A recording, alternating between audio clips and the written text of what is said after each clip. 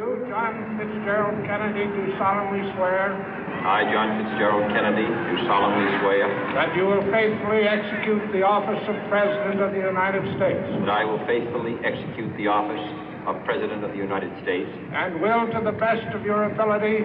And will, to the best of my ability. Preserve, protect, and defend the Constitution of the United States. Preserve, protect, and defend the Constitution of the United States. So help you God. So help me God.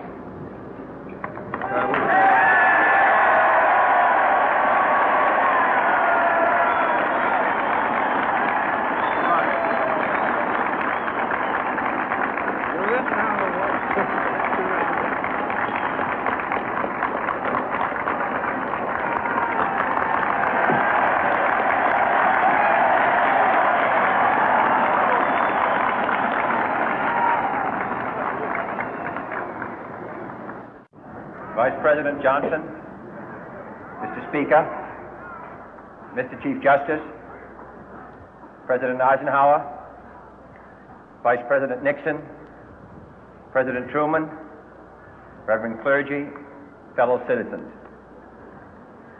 We observe today not a victory of party, but a celebration of freedom, symbolizing an end as well as a beginning, signifying renewal as well as change. For I have sworn before you and Almighty God the same solemn oath our forebears prescribed nearly a century and 3/4 ago. The world is very different now, for man holds in his mortal hands the power to abolish all forms of human poverty and all forms of human life. And yet the same revolutionary beliefs for which our forebears fought are still at issue around the globe. The belief that the rights of man come not from the generosity of the state, but from the hand of God. We dare not forget today that we are the heirs of that first revolution. Let the word go forth from this time and place to friend and foe alike that the torch has been passed to a new generation of Americans born in this century, tempered by war, disciplined by a hard and bitter peace, proud of our ancient heritage, and unwilling to witness or permit the slow undoing of those human rights to which this nation has always been committed and to which we are committed today at home and around the world.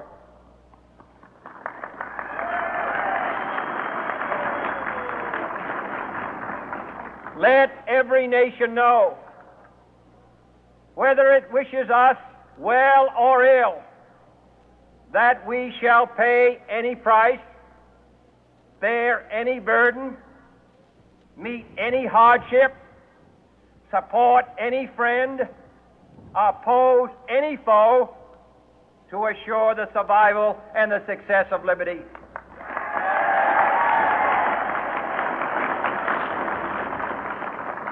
This much we pledge and more.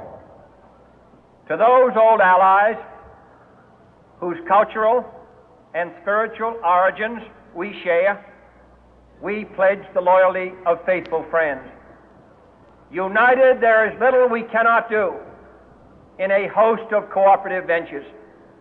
Divided, there is little we can do, for we dare not meet a powerful challenge at odds and split asunder. To those new states whom we welcome to the ranks of the free, we pledge our word that one form of colonial control shall not have passed away merely to be replaced by a far more iron tyranny.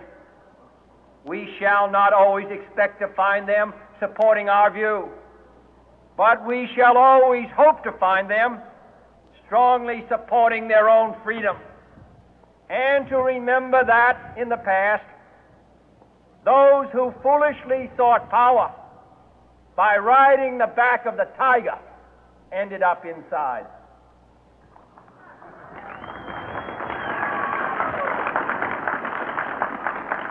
To those people in the huts and villages of half the globe struggling to break the bonds of mass misery, we pledge our best efforts to help them help themselves for whatever period is required, not because the communists may be doing it, not because we seek their votes, but because it is right.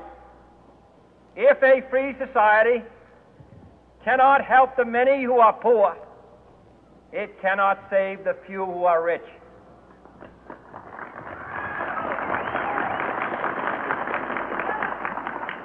To our sister republics south of our border, we offer a special pledge to convert our good words into good deeds, in a new alliance for progress, to assist free men and free governments in casting off the chains of poverty. But this peaceful revolution of hope cannot become the prey of hostile powers. Let all our neighbors know that we shall join with them to oppose aggression or subversion anywhere in the Americas. And let every other power know that this hemisphere intends to remain the master of its own house.